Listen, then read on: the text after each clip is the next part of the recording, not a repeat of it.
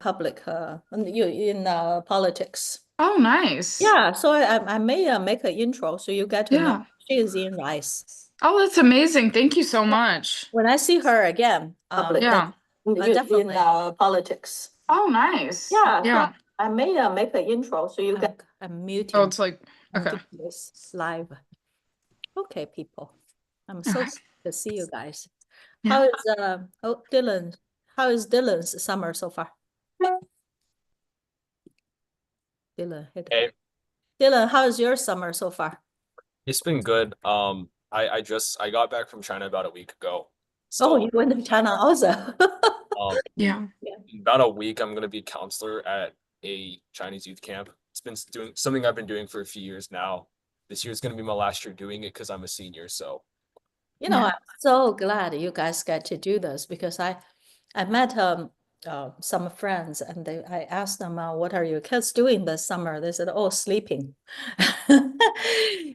For you guys, you're not rich yet. So your asset is your time, right? So if you guys could invest your time right, then it'll be pretty fun, right? Yep. Right. Do you like the view behind me? Yeah, it's nice. It's really cool, right? Yeah. I'm in California. I'm in a friend's house. So Oh, nice. yeah, it's a splendid view. It's very, very nice. Yeah. Anyway, let's see. So I don't know how many audience there will be because I didn't offer this to the general public, only to my students and my community. Okay. Mm. And so it's a safe environment because I will talk about it because Sean actually inspired me to interview, Cooper. I don't know, did you do the project, Suri, in Cooper? Yeah. Interview somebody also? Yes, I remember this project. So yeah. So who did you interview? I think I interviewed one of like the doctors that I know or something like that. So yeah. But it took so long. Like this project was like months long. So yeah. Really? Oh, Yeah. oh. So before you interview, you have to do a lot of preparation. Yeah, like you had to give the teacher like all your interview questions that you were gonna ask the person, and then like Hmm. write up a whole transcript. Like it was a lot of work. So yeah. Oh, we didn't have to do that. Oh, really? Wow. No. No, we had to. But the thing is, Sean interviewed the right person. That made Yep. a difference. Yeah. Right, Sean? Yeah. But I don't know about Sean. I had a good time. Sean asked me Yeah. a good question. Oh, by the way, for that, because of the place that we interviewed, I Uh-huh. got I think I got like 10 points off. But then Oh. because it was super loud, so I had to like tone it down. But Um, then when I toned it down, it sounded like crap. And so when I turned it in, she said fix this and then I'll give you the full points back. And I did it. yeah. Yeah. That's the only bad thing that happened. Mm. But Hi everyone. that bad thing happened is because you were like almost like last minute. So this you were Oh, in a hurry to beat the deadline, right? This is Excuse me guys. Can you hear me? who is this? This is Alex. Sorry. Alex. Yes, we can hear you, Okay, Alex. I was just checking. I would recommend all of you show your face. It's more like it's like a meeting. You need to practice. We're in a like you guys are in a company. We're working on the same project, right? So there's no reason to be shy, right? oh, Just like also, wait, you guys know the order for today, right? Is like I think it's Tristan, Dylan, and then Suri. So first.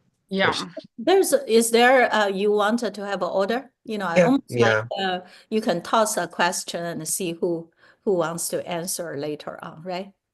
Um, Y- it's I it's think okay. It's okay. We can. This is our first experience. Um, this three people are guinea pigs. We'll have two more groups. Thank you guys for being flexible, Tristan, Suri, and Dylan. Yeah. So uh, anyway, yeah, it's time. I'm going to let's see, record. Okay, everyone, welcome to our small seminar. on July 12th, 2025.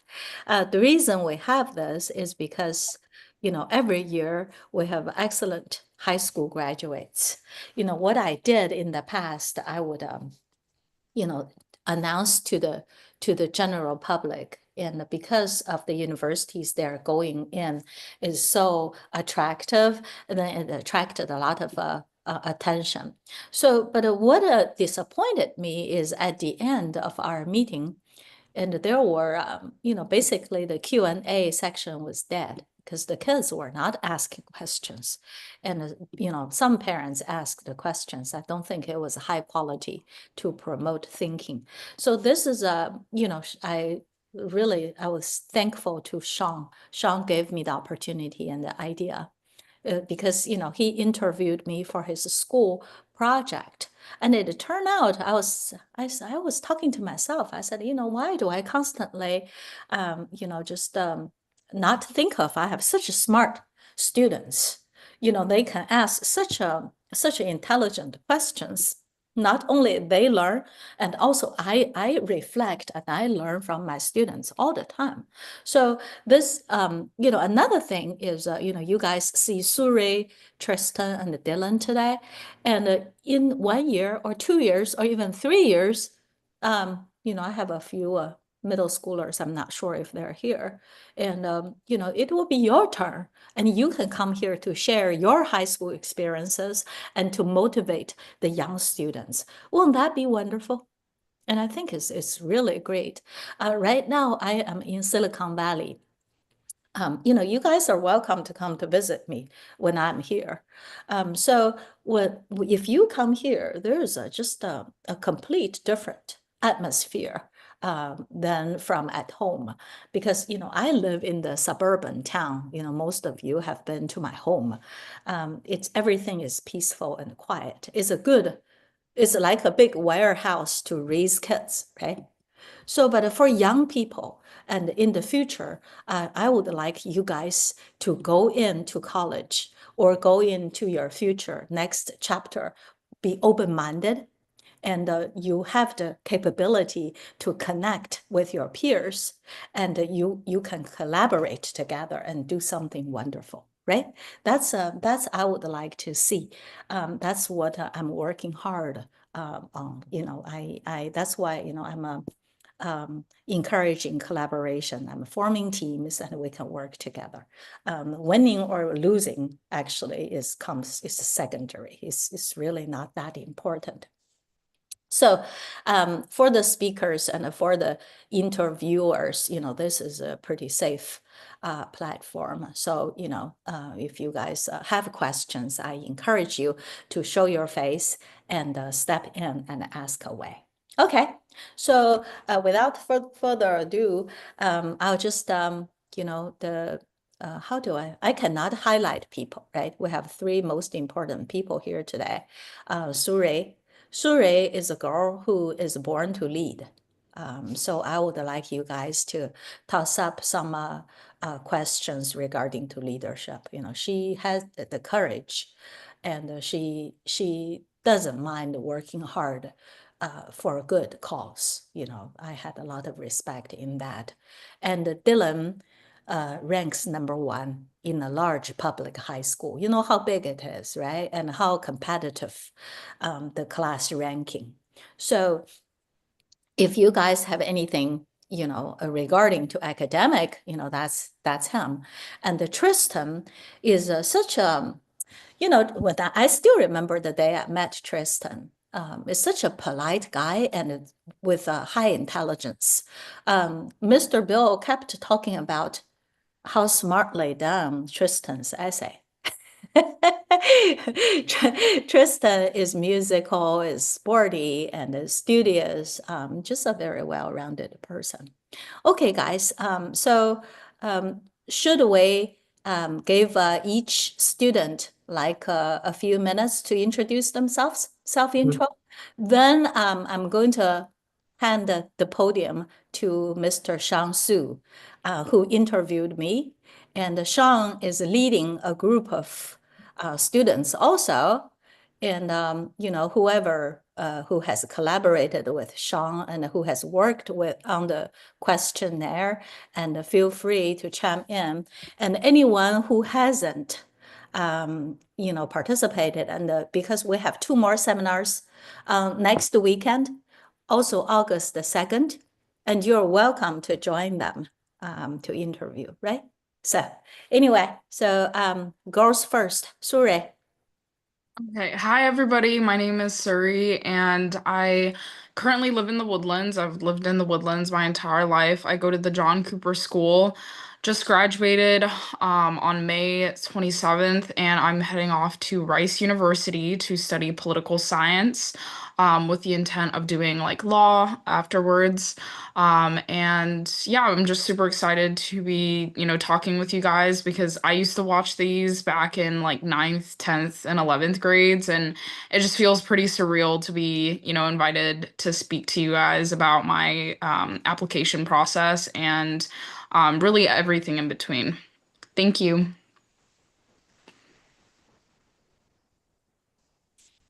Tristan, you want to give it a go? Oh yeah, sure. My name's Tristan. I live in Dallas. I'm a rising freshman, well, going to be a rising freshman at WashU, under an undeclared major. But hoping possibly a pre-med track. Um, I don't think I'm gonna take a whole few minutes, but I'm really glad that to be part of this. So thank you, Ms. Jinda, for letting me come in on this interview. There's one thing I want to point out, Tristan.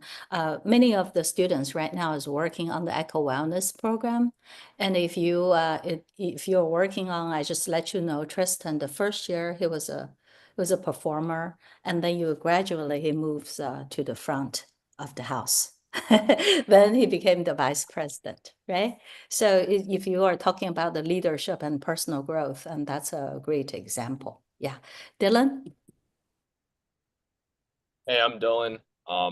I just graduated from Bel Air High School in Bel Air, Texas. I live in Houston, and I'll be heading off to Duke University, probably majoring in engineering, electrical engineering, although I haven't declared my major yet.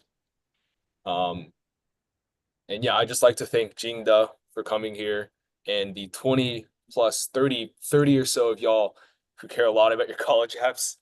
So thank y'all for coming. Okay.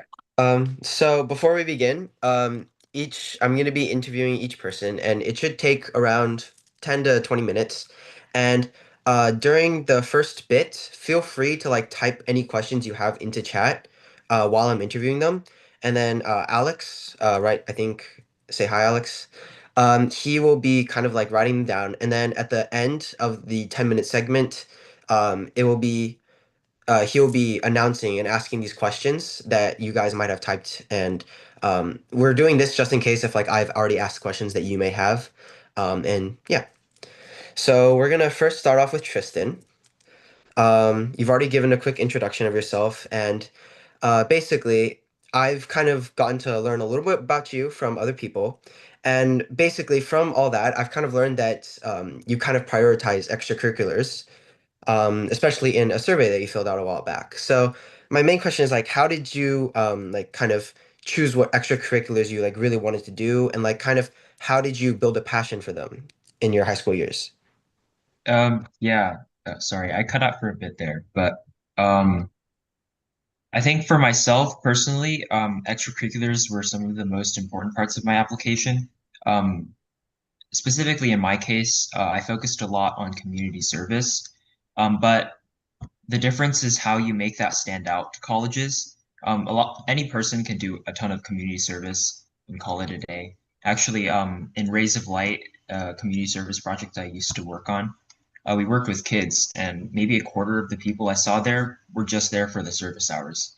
So really, almost anyone can do really well in the community service field and have a ton of hours on their application. But what makes the difference is how you pour yourself into it. Something I found is being able to be passionate about what you do.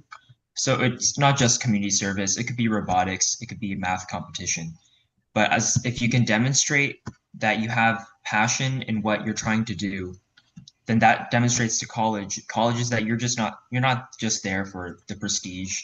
You're there actually to build yourself. So something my application had a lot of was growth. So Miss Yingda mentioned before, I didn't hear all of it, but she mentioned that my first year at Echo Wellness, I was just a performer, and more recently, I've become a lot more involved, eventually becoming vice president. And a big part of that isn't just because I needed it for the resume, but because I actually love doing what Suri was doing at Echo Wellness, and so that's why I wanted to be such a big part of it. It's the same for school activities or even for just personal activities, like club scouts. If you're a Boy Scout, that's a big thing I've had some friends do. And so as long as you really pursue what you love, your application will tend to become more refined, especially with especially with extracurriculars. It's not as easy to do with academics, but with extracurriculars, it's a lot easier because you can choose exactly what you want to do and you can pursue a lot. And speaking about taking that first step, kind of like to develop your passion a little more, that's one thing I've noticed a lot of people in my life, as well as people in my school, is that they do have a passion for things. Like they might be in robotics, computer science, but they never really take that first step. So my question for you is like, what would you advise these people that are just beginning their college application journey to like, what would you advise them to do regarding their first step? Yeah. So that first step, I've heard a lot of people say it's always the hardest step to take. It's always getting started. That's 90% of the effort. And I think for me specifically, a big help in this, both in discovering like what I like doing and also in, taking that first step was Miss Jingda actually. So a lot of the opportunities she provides opened a lot of doors. So one such thing was like research or public health research. She gave me access to a professor I normally wouldn't have access to. And that totally spiraled into a new path for me in public health. And so this isn't just for Miss Yingda. You can even ask your teachers. I know our arts director at my school. I used to like be totally uh, stepped back from our school's art projects. In the first place, my school doesn't really have too much art, but our new art director really wanted to change that. And so after talking to her, it really inspired me to join the art board, which is like the Stuco of arts at our school, essentially. And that really stepped up not just my participation in the arts, but also my participation in the school. And so a lot of it comes down to listening to the people around you and not just trying to forge your own path. Because we are all still students. And so it's imperative and very important that we listen to our teachers and not just try to lone wolf this thing. Yeah. And I really like how you kind of mentioned like reaching out and stuff. And that kind of brings me to kind of ask, for everyone starting their high school years, one of the hardest things you can do is to reach out and to like, grow into more like a person that has more passion throughout the years. And that's kind of another question I have is like, how do you think you grew or like, how have you grown the most since freshman year? And like, is there anything you would do differently to help yourself? Yeah. So in freshman year, I was probably like the most closed off person you could ever meet. I didn't really talk to anyone. I didn't talk to my teachers, that's for sure. And I think one of the most important ways I grew up was learning how to approach teachers. So teachers actually love it when you go talk to them. It's not like it's a professional setting, but they're bound to treat you as peers, as friends. And so as long as you take that courage and you go actually attempt to talk to your teacher, it doesn't even have to be about helping with school. You can even ask them about, for example, like how did they get into teaching whatever subject they're teaching. And so a big part of my growth was actually learning how to go talk to other people. Um, Reaching out, I think, is uh, one of the most important lessons I learned throughout the years. I was reaching out not just to teachers, but also to fellow students. As VP under Suri, I had to reach out to a lot of people to ask them to contribute or to ask them to participate. And I think that was also like a really big lesson for me, which was people aren't always going to come and ask you to go do something. So there isn't always going to be a Miss Qingdao to come over and tell you, hey, I've got this math competition I want you to sign up for. Yeah. That's eventually going to be something you have to find for yourself. And so learning it now is probably the best thing you can do for yourself. Hmm. And another thing that I kind of got to know about you and through, previous conversations and stuff is that in your college essays, when Zina said talked about your college essays, you talked about how you built a story and more of like you kind of took all your aspects and strengths and kind of turned it into a more cohesive story. And my kind of question is like, how did you build like this type of story through your extracurriculars, and why do you think that type of essay or story and that type of character stood out to colleges? Yeah. So essays are an extremely important part of the application. Um, Not everyone is a good essay writer, but I think anyone can be a good storyteller. So I have a lot of extracurriculars that don't seem that kind of seem out of place in my application. Like I have robotics, and compared to my other aspects, it doesn't seem like it makes sense. Hmm. But if you can find a way to tie everything about your application into kind of one narrative, so for me that was community service, was getting to help other people. Um, I Yeah. think that really helps not just make your application stronger, but also makes you turn into kind of one being. So for people that like resume pad, they might have like a math competition here, an arts event there, kind of scattered events that don't seem like they make sense. They just like their titles and they're like cool, but it doesn't make that person seem very interesting. If you can somehow turn all of those varying activities into one driven goal, again for me that was wanting to help people, then that makes your application really strong. And it doesn't really matter, or it still matters if you have a good essay, but it's not as important that your essay is extremely well written as long as your essay tells a really good Hmm. story. Yeah. I think that's it for me. As for the chat so far, I think Alex will take it from here. I think there's only Um, one. yep. So as of the moment, there's only one question. And I think you've like already answered this question, but if there's anything else you want to ask or explain about what what stood out in your application, you could do that. But if there's nothing, I'm not pressuring you to answer that. Sorry, could you repeat that? It's just so someone asked, what do you think that makes your application stand out, right? Um, since you've already answered that question, you do not have to like elaborate it if you don't have anything to say. But if there's anything else you want to say, go ahead. Yeah, I think I've mostly covered it. It's mostly this community service aspect. So I'm I have a leadership position in two charity organizations, both of which are fairly large.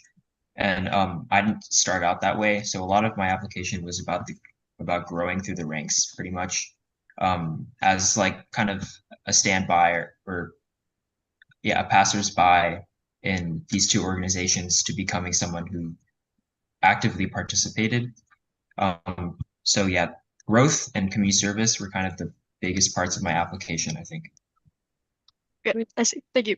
Um, so someone else also asked, how many clubs are you in? Yeah, I'm in several. I can list a few of them, but I think five. So a lot of these were clubs that I didn't have to spend too much out of school time on. So one was, of course, art board. That one I spent a lot of in school time on, was figuring out and organizing our different arts events. Another one was the science club, where I was a vice president in that club, and essentially what we did was in school, of course, we helped students find their passion in science. Hmm. So like I had uh, one of my one of my juniors he was really into cancer research, and so I helped him with finding like search engines, databases, helping him actually narrow down kind of the articles that he can use. So a lot of my school presence was more of as a mentor rather than like a participant in some activity, except for I think I mentioned before robotics. That was another school club I was a part of. That one was more for myself. Like, so I want to ask, so are there any other classes that you wish you hadn't taken? Or did any of your like classes have unspoken elements that you believed were um, like, let me give you an example. So let's just stick with the first question for now. So, are there any classes you wish you hadn't taken? Yeah, that's a question I'm going to redirect to Suri or Dylan. At my school, we didn't get to choose our classes, so I would Uh, not be a good fit to answer this question. So they all go to different schools. And Tristan actually goes to a very academic rigorous school. So the course arrangements sometimes is not up to the students, right? okay. Okay. All right. In light of time, we're kind of like in a hurry here, but it's okay. If we have time in the end, we'll ask those questions that Felicia and Nathan sent. So, Alex, if you could just write those down just in case. Next up, we have Dylan. So, wait. Yeah. Dylan, so I haven't really talked to you that much, so I don't really know much, but I've really only gotten to know you in these past couple of days. So my kind of the stuff that I've gotten to learn about you is that in highlight you're an academic most of the time. And so my question is like, how did you really manage your time between robotics, academics, and other responsibilities? And like, did you have a schedule or like a routine? Just like kind of a basic question. Yeah. So I think a lot of people are going to be surprised by how much time they have. So like when I was doing robotics, this was particularly junior year where I also took 7 APs that year, and then senior year where I took 5, technically 6, but I mean it was Gov and Econ in one class. So I mean, if you whenever I say that to people, they're like, "Oh my God, you must have been getting no sleep." And the truth is, I was getting sleep. Now, granted, you do have to like dig into your sleep time. I did find that I was sleeping at like 1 or 2 a.m. for most days of the week during the what's called the build competition season, like January, February, March, and April. Those months particularly, I was not getting as much sleep. However, it was really manageable. And I think the reason why people find that they have a lot more time than they think they do, is because, especially if you're someone who has a lot of downtime, once you start once you internalize the fact that, oh, you have a lot on your plate, you tend to eat faster, you tend to do things quicker, and you tend to be more productive. I'm sure a lot of people in high school who have gotten a lot of homework, they've had days where they've not had a lot of homework, and then they have days where they have like hours and hours of homework. They'd find on the days where they have a lot of homework that they are motivated to work a lot quicker. And that was kind of me, right? So when I have to, during the build season, when I found that, okay, I have to stay after school until 8 p.m. I get home at 8:30, and then I have hours of homework afterwards. I find that, okay, well, if I do my homework quickly, I will be able to go to sleep. As soon as I'm done with my homework, I will be sleeping, or I will be able to do whatever I want, like rest, relax, whatever. So it's all about just, well, first of all, like don't completely overwhelm yourself. But if you do the math and you're like, okay, I have this much time to do this, I have this much time for this class. What you end up finding is you find these optimizations, like ways to save time. You find ways to do things more efficiently and ways to be more productive. Now there are a lot of really good like productivity methods. Like there's like the 25-5 method where you do 25 minutes of work and then you get 5 minutes of break. That's also really helpful. Um, but I mean, it's mostly just what works for you in terms of Yeah. management. I did have a to-do list and all that, but it's not Mhm. like a rigorous like calendar filled schedule. It's just a to-do Yeah. list. And I just make my own schedule from there. I feel like, yeah, that kind of also applies to a lot of, like people that have everything going on, like extracurriculars, as well as athletes too. They need to make time for sports. And as for me with rowing, like it's a lot of stuff. Yeah. But one thing that I've noticed a lot of my peers have gone through is burnout. So my question for you is like in those like tough times, specifically like junior year, fall, or late spring when you're taking all those AP tests, how did you deal with burnout or like stay motivated when things got overwhelming? I think for me, in my personal experience, burnout is something that happens after you've done all the hard work. So it's like it's usually a reaction to doing a lot of hard work. In which case, I mean, like the way I see burnout is like, well, okay, I didn't feel getting burnt out in the middle of doing things. I think if it's something that you really want to do, and I think it's varies from person to person, something you have to experience yourself. But in my personal experience, um, I get burnt out when the work is done. And the way I deal with that is that I kind of see it as like a relaxation period. Like I'm just like, okay, I've done all the work. I've taken my 7 APs are all done. That's like I'm designating that week as like, okay, I get to relax kind of then and then focus on the next thing. And it's the next thing that kind of gets rid of the burnout. So, in the case of, I guess like just school at the end of junior year, I was like, okay, I finished all my AP tests. It's all done. Robotics is over. What do I have to look forward to? Well, it turns out like early that month, I was chosen to be one of the yearbook editors in chief.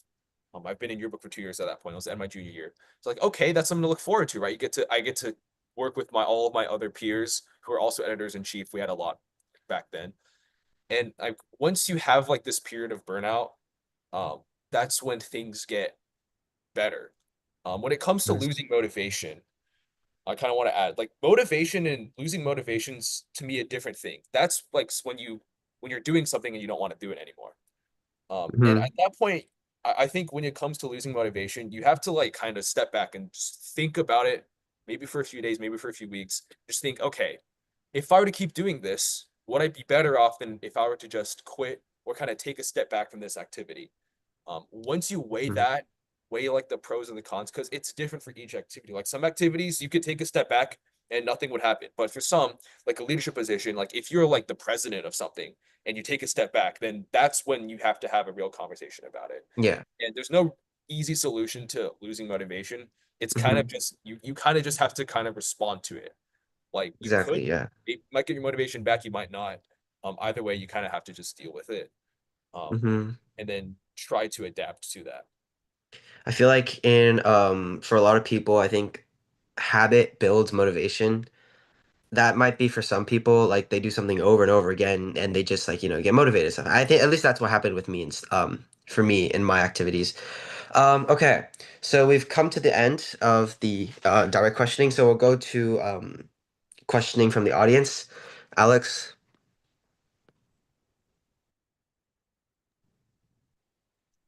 Yeah. So there's two questions I wanted to touch upon. So first, are there any like summer programs or jobs and internships that like you found valuable? And what like process did you take to secure these things? And do you have any tips for landing these roles?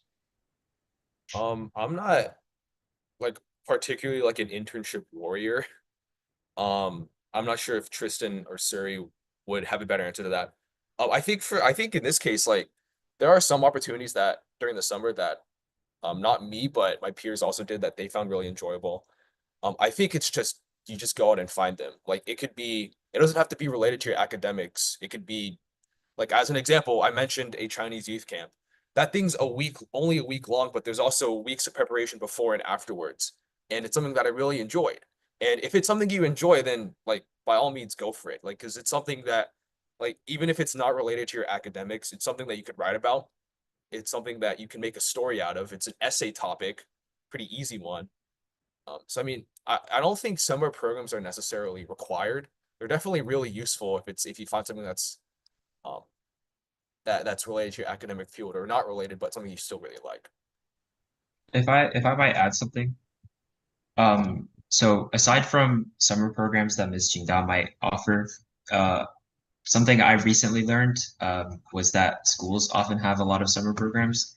I didn't take advantage of any of mine, but if you just ask like one of your teachers if there are any summer programs they have at the school you go to, I'm sure they'll have a few options available for you. So that's like probably the easiest way to get a summer program. But of course, the most surefire way is by asking the student. Again, thank you, Tristan, for adding on to that. Also, another question I want to ask is, how did you choose your classes? Like, did you prioritize GPA or like, yeah, and what methods did you choose to do this? I think you take whatever. Okay, this is like for classes. Well, I mean, at my school, I don't know how it works at other schools, but at my school, there are advanced courses and there are on-level courses. So, the advanced courses offer you higher GPA and they're more rigorous. And you might have heard this, but colleges care a lot about how rigorous your schedule is. So if you can get A's in the hardest classes, that's good. Now at my school, I did choose all these advanced classes. Um, but also you just pick courses that satisfy your graduation requirements. And if you have any extra spaces, you just fill those with stuff you like.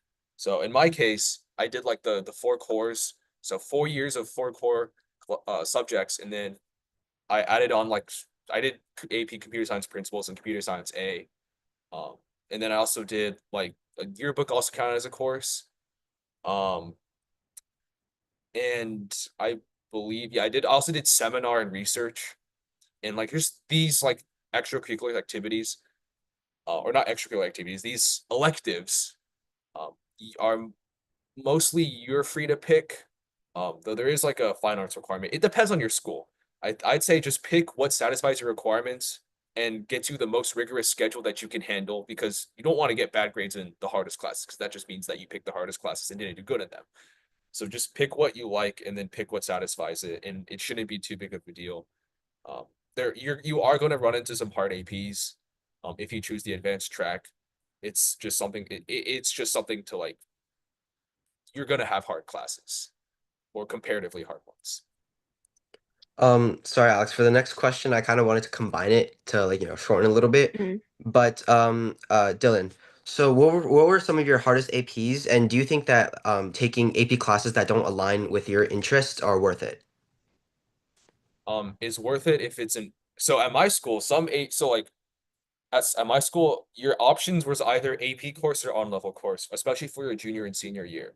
So yeah, I did have to take stuff like A push, and then I also had to like take like Gov, and I also had to take AP Econ, because the other option was just regular Econ, which was not good for your GPA and also not rigorous. And my school, this Duke University, doesn't even take AP Econ credit. So I mean, I think it's worth it if there's some other benefit to taking AP classes that don't align with my passion and interests. As for the hardest AP, I think the hardest AP that at Belair High School, if you when it comes to work, is A push, AP US history. The test wasn't too bad, but the Belair has a little thing where the teachers teach at a level above the AP test, because they want to get as many threes, fours, and fives as possible. So for A push, it was a very forgiving class. There was relatively a lot of homework, that didn't count much towards your grade unless you didn't do it. And then the tests are also worth a lot. So if you don't study for the tests, then your grade is kind of cooked. Um, Yeah. so yeah, A push was the hardest one, though in my opinion it wasn't that bad. Like in retrospect, it was all right. All right, Alex. So there was one question from the chat that I thought was good, um, at least applicable. So, are there any classes you wish that you hadn't taken? No, No? So I'll yeah, you believe that? Oh, okay. All right. Then there's one more question I would like to ask. So, did any of your classes have like hidden elements that made them, um, like, or that impacted your approach to academics? I wouldn't say hidden. Some classes weight tests differently. Like some classes, the tests are worth a lot more, but this is all stuff I wouldn't say it's hidden, because these are all things that are disclosed in the syllabus, and you can also ask like people above you who've taken the class on how it was, and like they will tell you how it is. And usually it doesn't change from year to year. So read the syllabus. There's a reason why they gave it to you. Excellent, Dylan. Here is one pointer. Alex is young. He's a rising ninth grade, and Alex is doing a great job at reading off the questions. Alex, he said there's one question is good. Good is opinion. So all questions are good. So what Alex means is, people has the most interest, right? People wants to know the most, right? Okay, excellent, guys. So far, I think I'm so secretly happy. I've made a great decision, right? Isn't this much better than Suri's brother was presenting and slides after slides, and I I don't know how many kids really read and listened. But anyway, okay, Sean, back to you. All right. So next up we have Suri.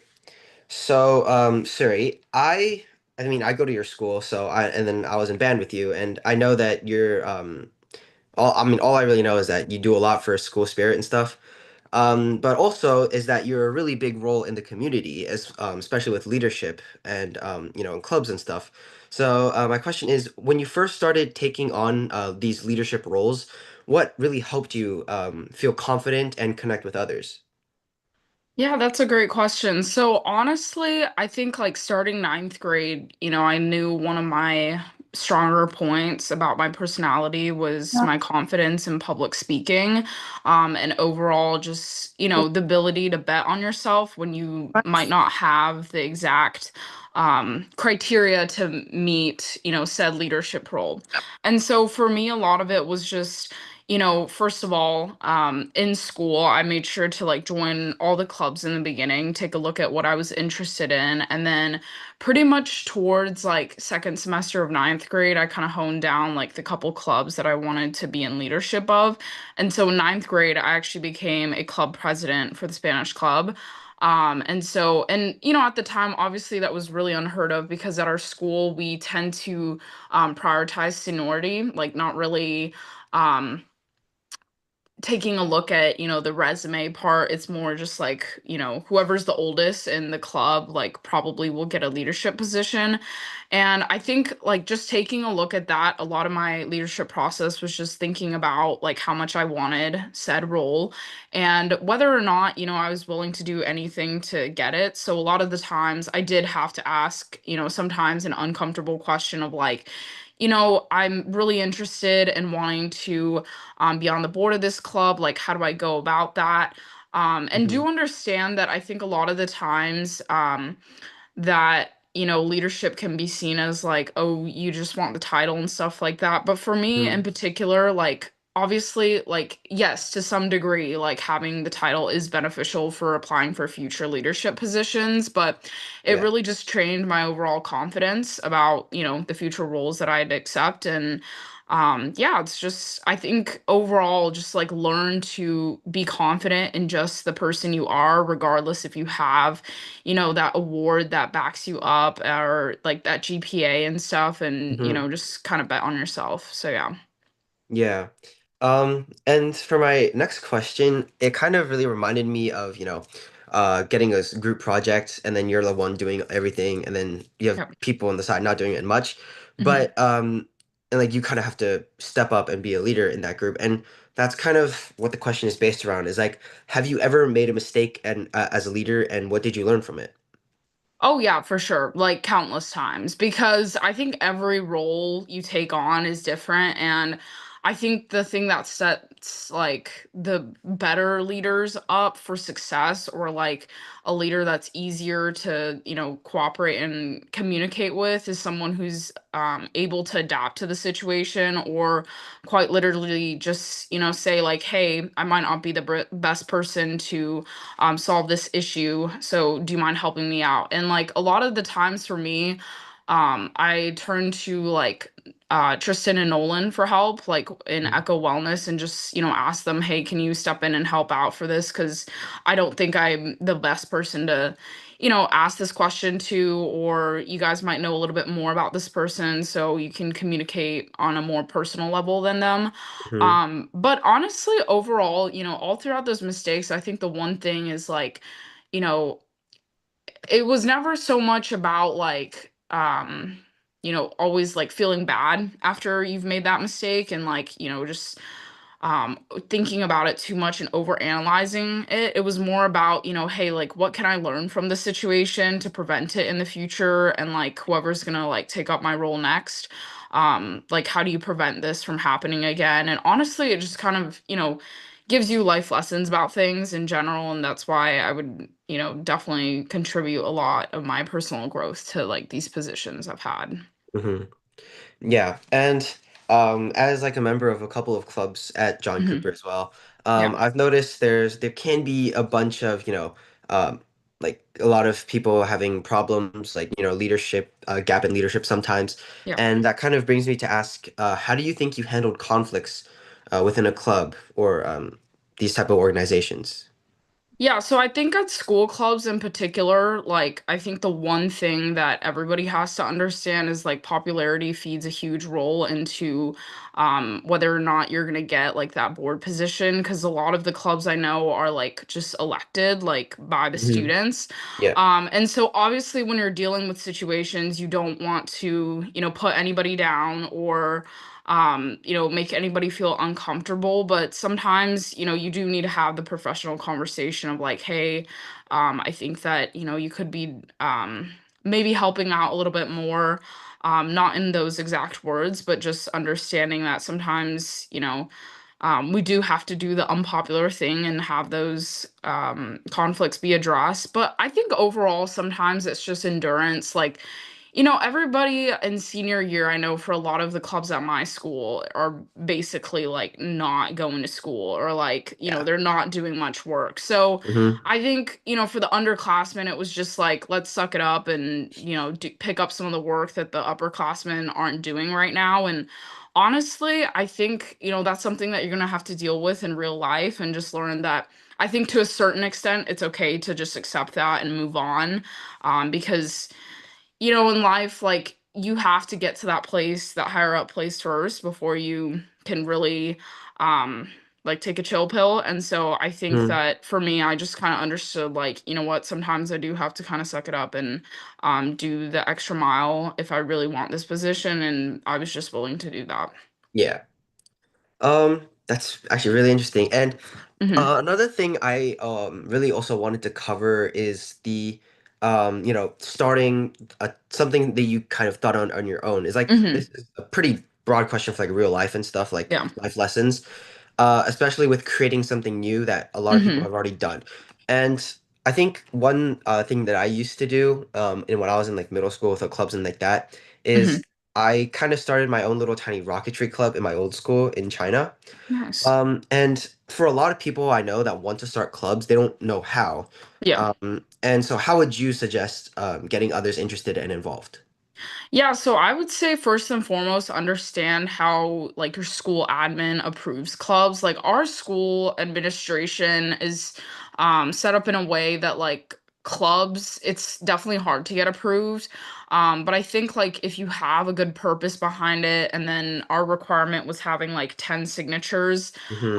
and all the requirements, and make that pitch and show that you're actually passionate about this, regardless if you are doing this just for the bit or passionate.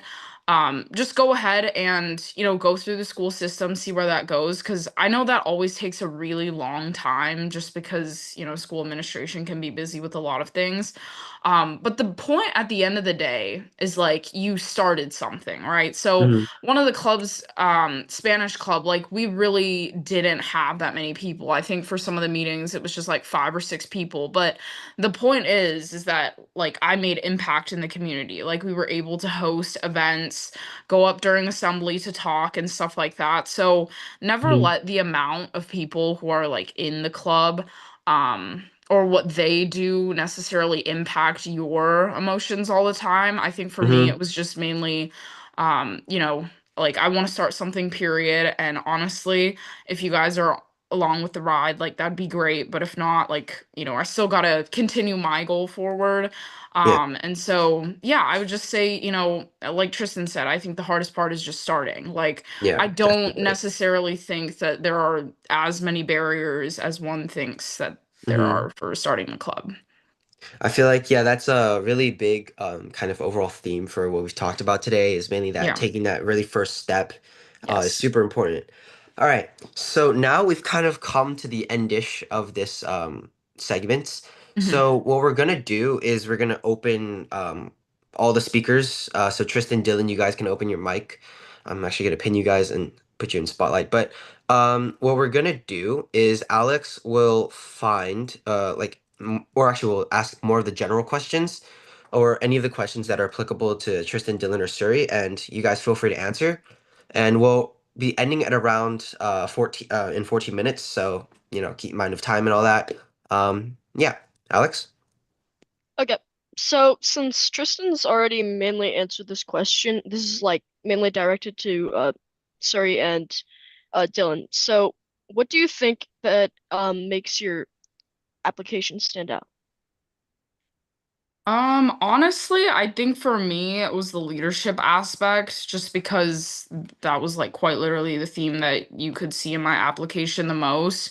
And how I like capitalized on that to get a lot of the opportunities just in general. And knowing colleges just in, the broader scheme of things, like having leadership is quite literally one of the most basic traits that you want to have on your application because it shows you have initiative. It's not so much like, oh, I can easily be the big dog in the room. It's more like, hey, the student can actually take some initiative and make something out of what they're given. So yeah. Dylan. Yeah, so I mean, I don't I think it's like it's just as important as like how someone stands out, just as like part of what makes you stand out is also what schools are looking for. So I mean, there are some really impressive people in my class. So I mean, okay, first of all, if I would answer the question, I would say the way I framed myself in my application was that I was a nerd who went outside. That's more or less the way I could put it. So like I'm sure like like the stereotype of people who would do engineering or CS.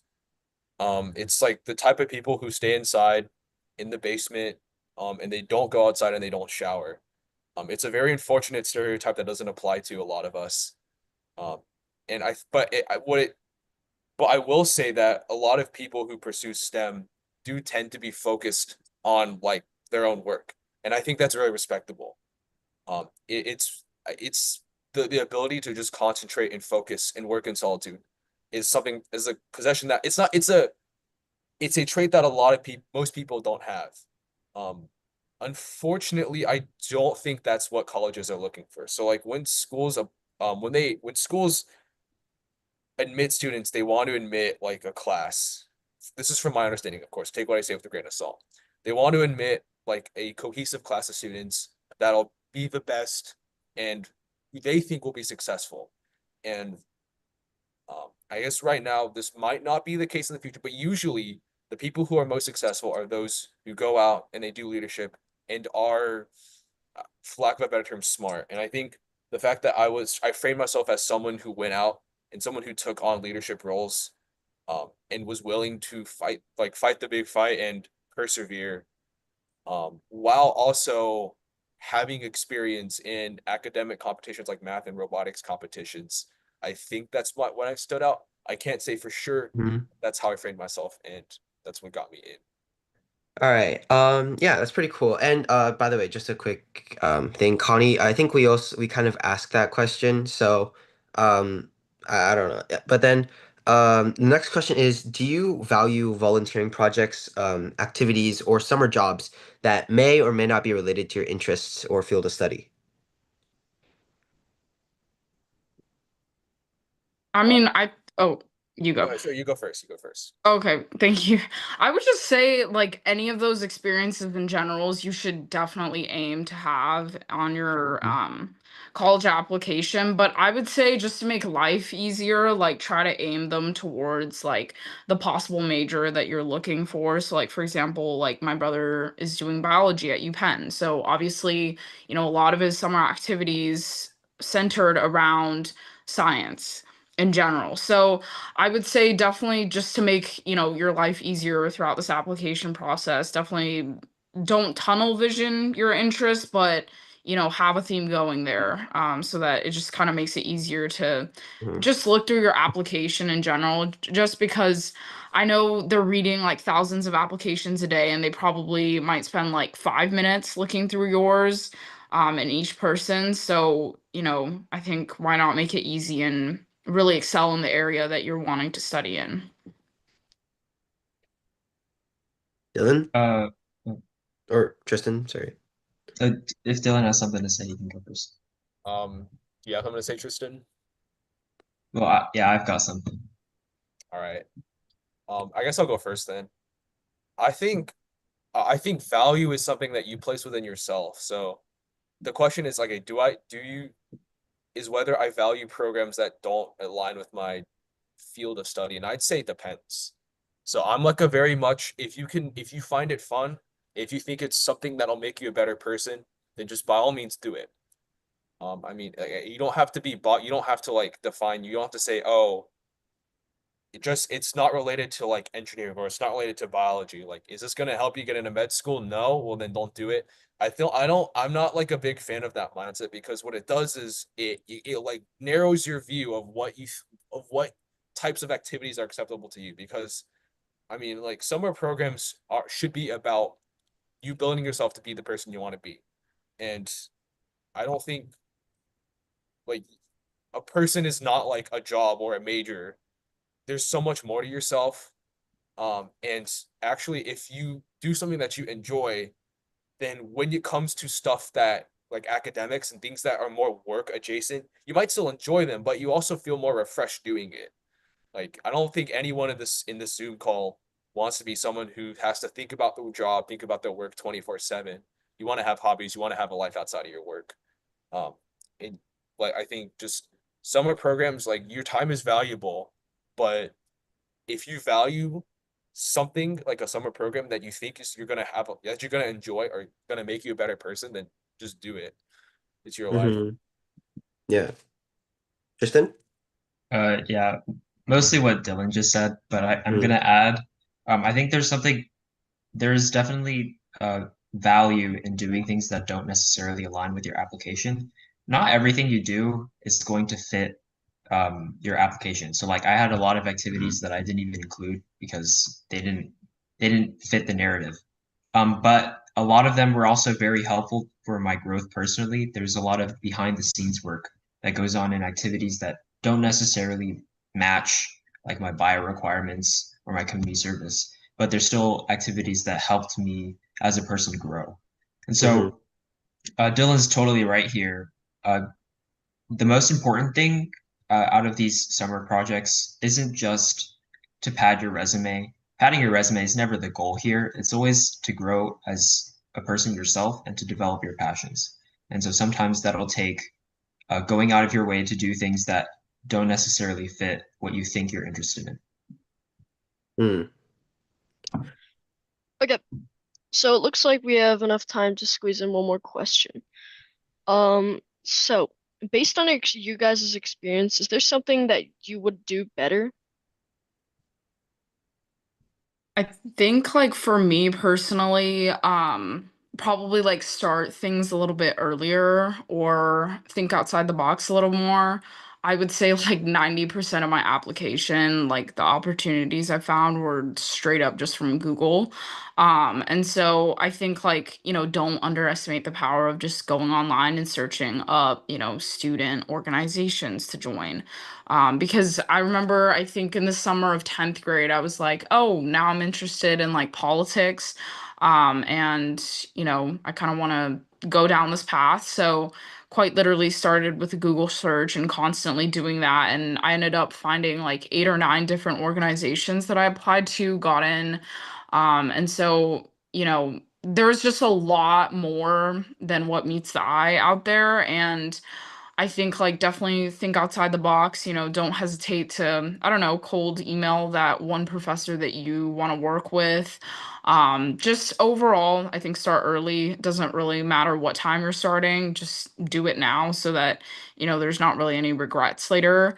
Not saying I do have too many regrets. It's just overall looking back on this experience, like there were so many times where I could start, something a little bit earlier, or add in a couple extra hours for certain things. So yeah.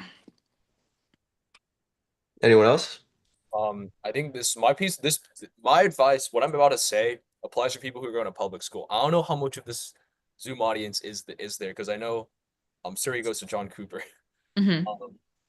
So if you go to a public school, and I think this is like this might not like this isn't like if you go to a public school, just be aware that things are going to change and you might not like it. You as a student, you don't I don't really want to sugarcoat this, but like at a public school, you the student are not valued from an administrative standpoint. That means that stuff like, for as an example, your counselor, at least in my case, my counselor changed right before senior year. And if you're applying to a private university and you need that counselor rec letter, that is going to really suck because you've had a counselor for 3 years and then now you have a new one, and it's just really confusing. It just feels as if like you're just being pushed around and all that. So I mean, not the greatest feeling. However, what I would have done, and this is something I didn't do, but what I recommend you do is even if your counselor doesn't change at a public school, your counselor is probably going to be in charge of hundreds of students. In my case, at Belair, I believe the average is like 300 to 400 students per counselor. That's a lot of people. And when it comes time to write that recommendation letter that colleges really value, your counselor is just going to know your name, what courses you took, and your resume and your brag sheet. They're not going to know who you are as a person. And if you want to stand out in these rec letters, what I recommend is just at the beginning of your senior year or at the end of your junior year, probably your senior year though, because my counselor changed in between junior and senior year. You might want to just go talk to your counselor, tell them about your interests, bring them a gift or something for like let them know that you really value their time. Just give a talk with them, and then say like, hey, like I'm interested in so and so. Give them your resume and your brag sheet. So when it comes time for them to write their letter, they at least when they see the name, they know the face and they know the person behind that face, and they're Mm-hmm. more likely to advocate for you. And that could mean the difference. It's Yeah. not like a huge thing, but like it could make the difference. So Mm-hmm. Thank you so Tristan? much. Yeah. Oh, Oh, Tristan has something. one more. Okay, Yeah, I'll make it quick, but I'm gonna broaden that a little bit, take your time. to forming relationships with more people around you.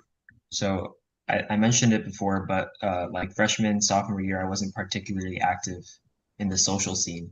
I think one of the biggest things I would want to do better is getting to know people. I For most of my high school life, I've been focused on extracurriculars and doing things outside of school, but I think there's a lot of value in doing things inside of school as well and getting to know your fellow students. Because there's always something you can learn from somebody you don't know or even somebody you do know. Ms. Jingda mentioned it earlier. Talking to all of us, she's learned something, no matter how big or small. And so I think that's a big thing that I wish I had done even sooner, is because a lot of my peers, even though I don't have very many of them, have a lot of value to give. Mm-hmm. Thank you guys so Thank much you. for your generosity and all your tips, and also Sean and Alex's and everyone else's in-depth questions. I am really impressed with this seminar.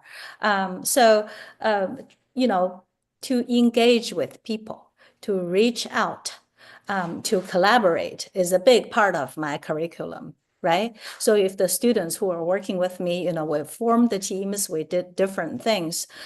So, it may not be the most comfortable experience at the first, who is that person? That's not in my friend circle. But in your future step, if you want to start a business, if you need to find a collaborator, you need to work on the project together, you have to reach out with people. You can't do it just by yourself, right? Okay, so all these three people, they have a common thing, none of them has ever complained, I'm lack of motivation. That's what I heard from people a lot nowadays.